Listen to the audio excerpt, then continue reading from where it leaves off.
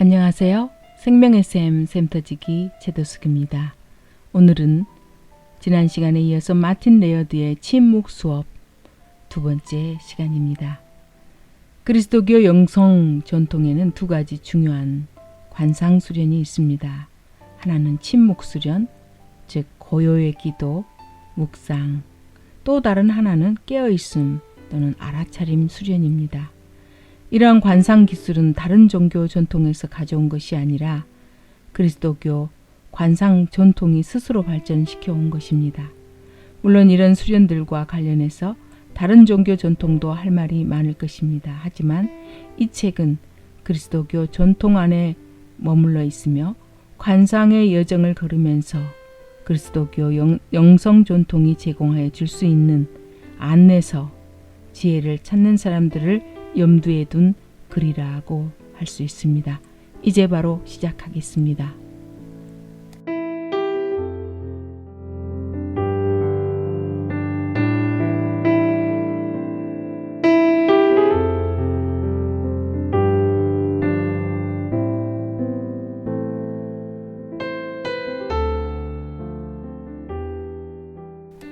이 장 마음은 사나운 독수리다.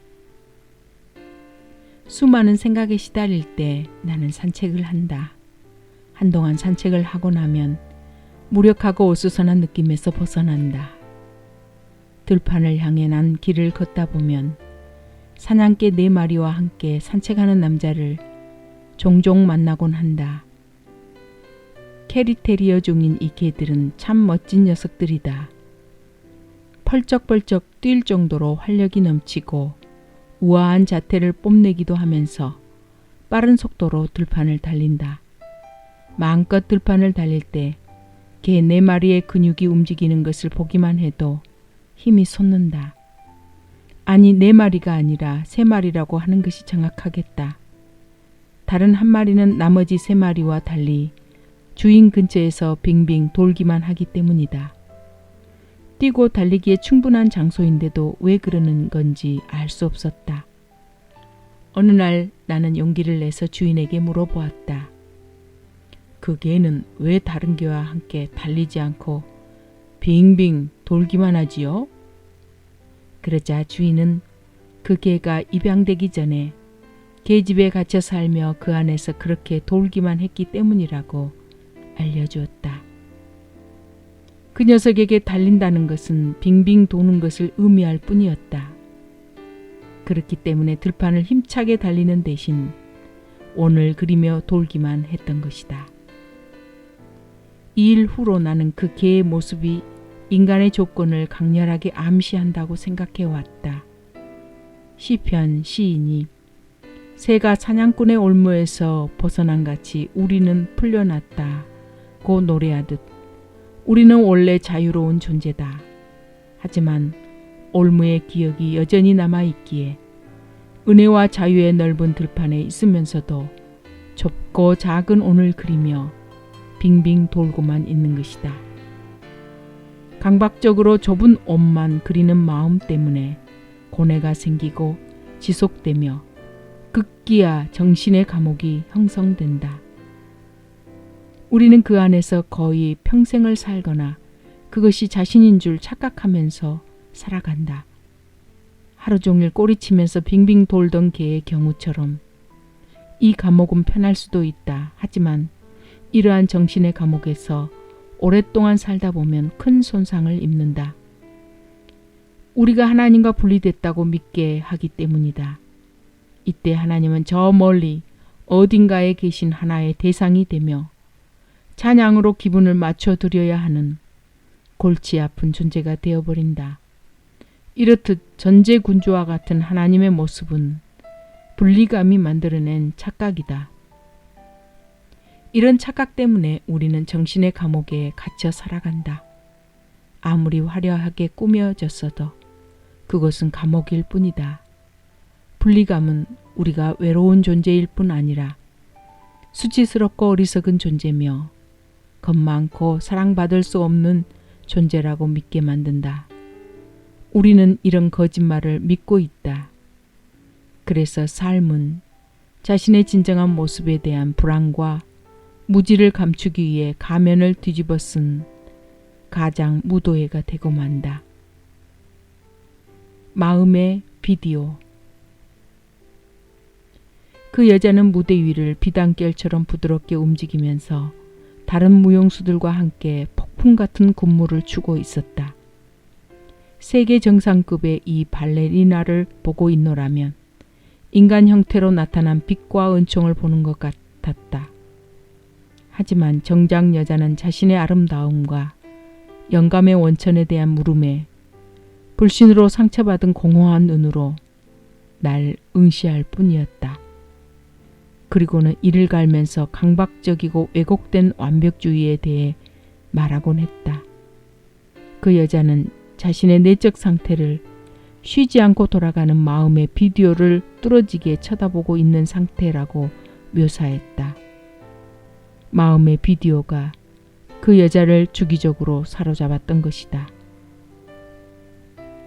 그 여자의 머릿속에서 계속 돌아간다는 비디오란 무엇이었을까?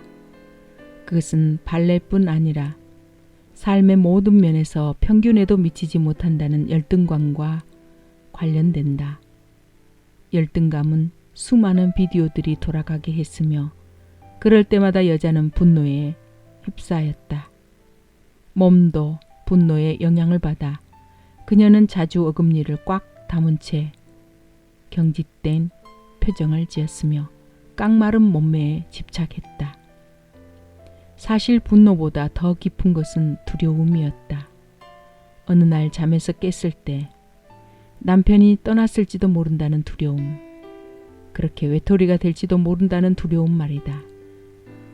고통과 관련된 비디오도 수없이 돌아가곤 했다. 그 여자를 가장 무기력하게 만든 고통은 어렸을 때 입은 상처 때문이었다. 어느 날 방에 들어온 어머니가 거울을 보고 있던 어린 그녀에게 다짜고짜 말했던 것이다. 난 내가 예쁘다고 착각하지 않기를 바란다. 실제로 그녀는 매우 아름다웠다. 소녀였을 때도 젊었을 때도 어른이 되고 나이가 들어서도 아름다웠다. 하지만 자신의 아름다움을 우습게 생각했고 자기가 못생겼다고 믿었다. 10대 시절 아무나 받지 못하는 발레 장학금을 받았을 때도 어머니는 이렇게 말했다.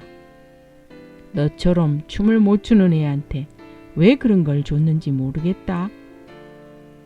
그래서 온 세상이 갈채를 보낼 만큼 춤을 잘 췄음에도 자기의 춤 실력이 형편없다고 믿었다. 이런 비디오가 그녀의 머릿속에서 쉴 새 없이 돌아가고 있었던 것이다. 비디오를 보지 않으려 해도, 반복 재생 스위치를 누르지 않으려 해도 쇼핑몰에서 쉬지 않고 흘러나오는 노래처럼 비디오는 마음속에서 쉬지 않고 돌아갔다. 비디오는 그녀를 좁은 온 안에서 빙빙 돌게 하는 감옥이었다. 그 여자는 위안을 얻기 위해 이따금 요쿠시오 황무지를 산책하곤 했다. 실컷 걷고 나면 혼란스러웠던 마음이 가라앉았다. 야생화 지대를 지나면서 향기를 맡을 때마다 주체할 수 없는 분노와 두려움, 고통은 잦아들었다. 그러던 어느 날 불안이 눈 녹듯 사라졌다. 갑자기 어떤 성스러운 현존 속으로 자신이 빨려 들어가고 있음을 알아차린 것이다. 한 번뿐이었지만 그 경험은 생의 전환점이 되었으며 그 여자를 관상기도의 여정으로 이끌었다. 이제 그녀는 자신 안에 고통과 불안보다 심오한 무엇인가가 있으며 마음의 혼란이 고요해지고 나면 고통스러운 감정은 성스러운 현존감으로 바뀐다는 것을 경험으로 깨달았다. R.S. 토머스는 항무지라는 글에서 이 성스러운 현존감을 감동적으로 묘사한다. 항무지, 그곳은 나에게 성소였다. 나는 조심스럽게 그리로 들어갔다. 모자를 벗어든 채 숨을 죽이고 그곳은 고요했다. 들리는 소리라고는 아무것도 없었다. 바람이 풀 위에서 움직일 때마다 눈을 적시는 색깔들 속에서 하나님이 거기 현존하신다는 게 느껴졌다. 말로 기도할 필요는 없었다. 가슴에 품었던 열정들이 고요해지는 것. 그것이면 기도는 충분했다. 마음은 자신의 왕국을 침묵에 이양하고 겸비하고 가난해진 나는 계속 걸었다. 걷는 동안 공기는 빵처럼 너그러이 부서져 내리고 무용수와 R.S. 토머스 모두 마음의 바탕 혹은 내면은 우리가 생각하는 것보다 훨씬 깊다는 사실을 깨닫고 있다. 내면을 향해 눈을 돌렸는데도 R.S. 토머스가 마음의 왕국이라고 일컬었던 소음과 혼란, 잡념과 불안만을 본다면 인간 의식의 근저에 있는 넓고 광활한 황무지를 충분히 보지 못한 것이다.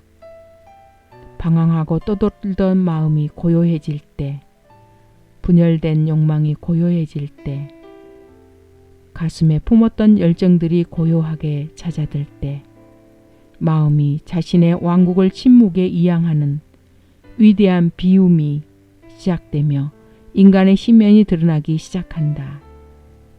이러한 심연에서 볼 때 하나님은 평화뿐 아니라 혼돈의 근원이시기도 하며 우리뿐 아니라 모든 세상과도 하나이시다. 또한 우리가 그 안에서 살고 움직이고 존재하는 바탕이시다.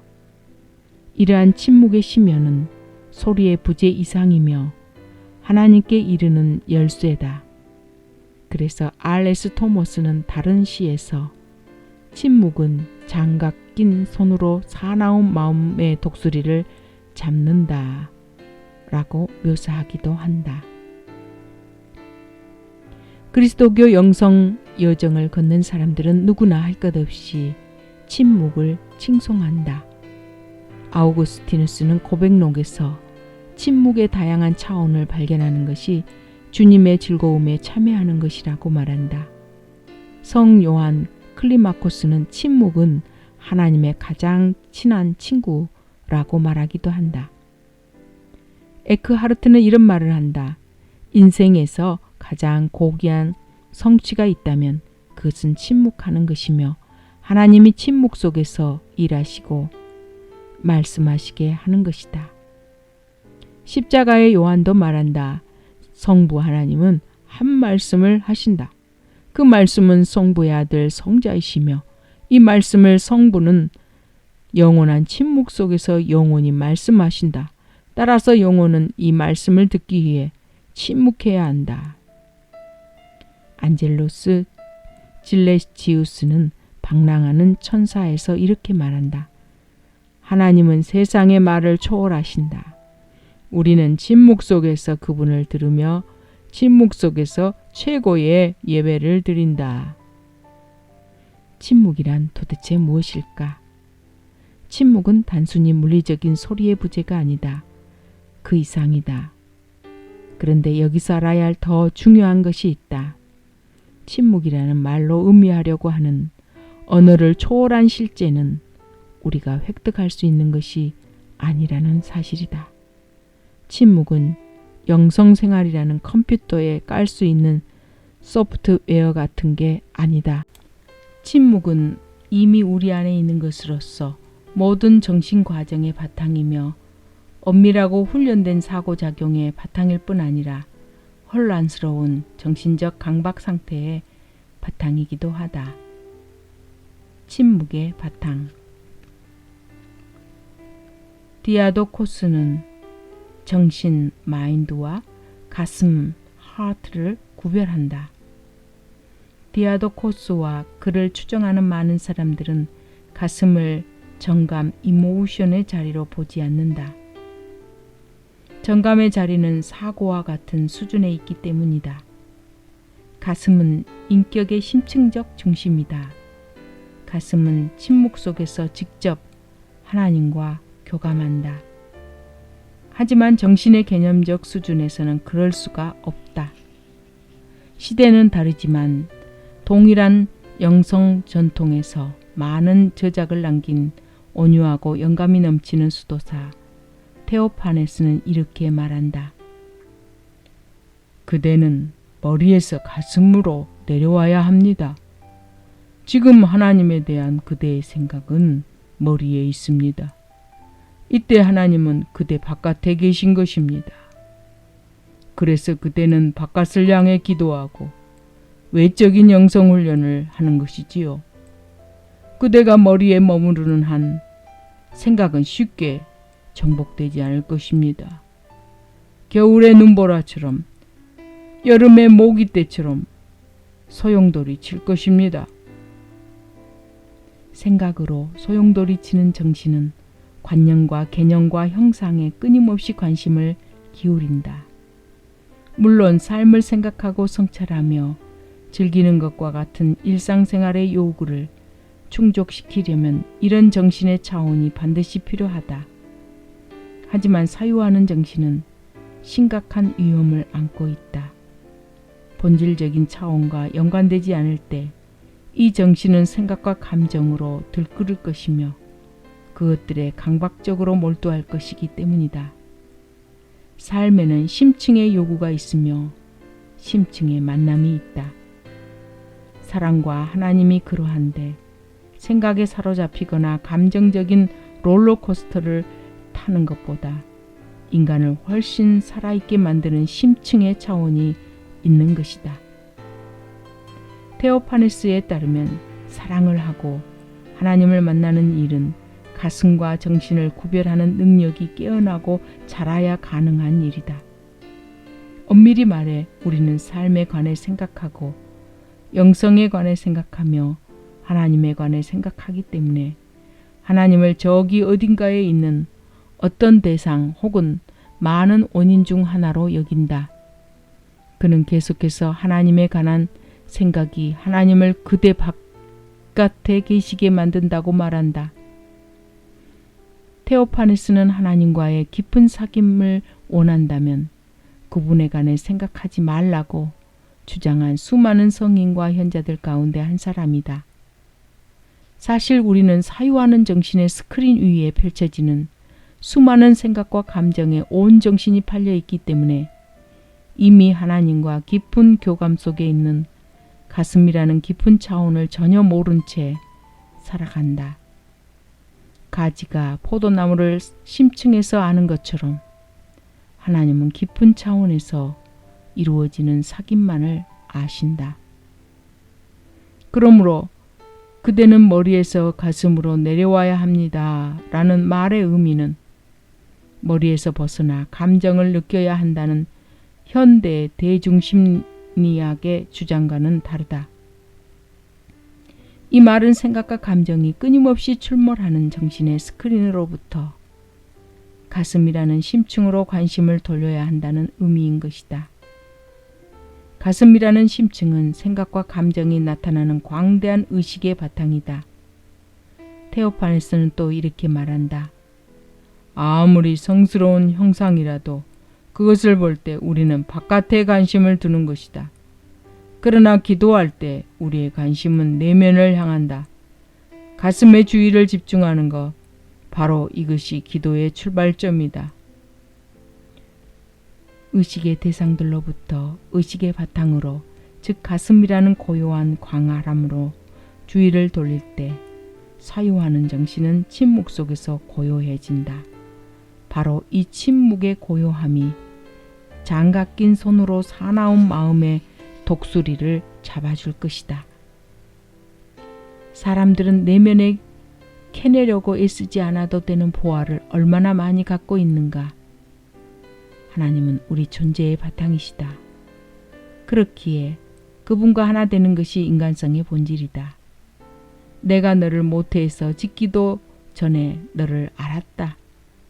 하나님은 지금도 여전히 우리를 아신다. 시편 시인이 주님은 속속들이 나를 아십니다 라고 노래하듯이 유감스럽게도 우리는 이토록 근본적인 존재의 진실을 알아차리지 못하고 있다. 이미 영원 전에 찾고 발견한 것을 또 찾아 밖으로 나서지만 우리는 매번 방향을 잘못 잡아 도덕적으로나 지적으로나 본질을 발견하지 못한다. 그러고는 하나님과 자신과 타인에게서 끊임없이 소외된다. 가장 내밀한 존재의 바탕이신 하나님을 두고 우리는 삶의 표현에서 고래 위에 있으면서도 피라미만 잡고 있는 어부처럼 초라하게 살아가는 것이다. 아우구스티누스는 이런 명언을 남겼다. 하나님, 당신은 내 안에 계시는데 나는 내 밖에 있나이다.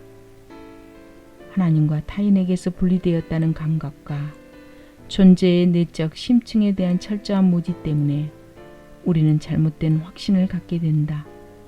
그 분리감과 무지야말로 숙명 같은 인간의 조건이며 우리 모두 그 열매를 따먹어 왔다는 확신 말이다. 하지만 이것은 거짓말이다. 마음의 소음과 정신적 혼란이 빚어낸 거짓말인 것이다. 쉴 새 없이 돌아가면서 우리를 홀리는 이 마음의 비디오 때문에 하나님과 우리는 이미 하나라는 가장 단순한 진리를 놓치고 만다. 그리스도교 관상 전통은 거짓말을 폭로하고 수다스러운 정신을 침묵해 하므로 이 문제를 극복하려 한다. 이어지는 세 장에서는 관상 수련의 기초를 설명하며 다음과 같은 주제들을 다룰 참이다. 기도할 때 몸의 고요는 어떻게 내적 고요를 기르는가? 기도 낱말을 사용하는 것이 어떻게 방황하는 마음을 고요하게 할 수 있는가?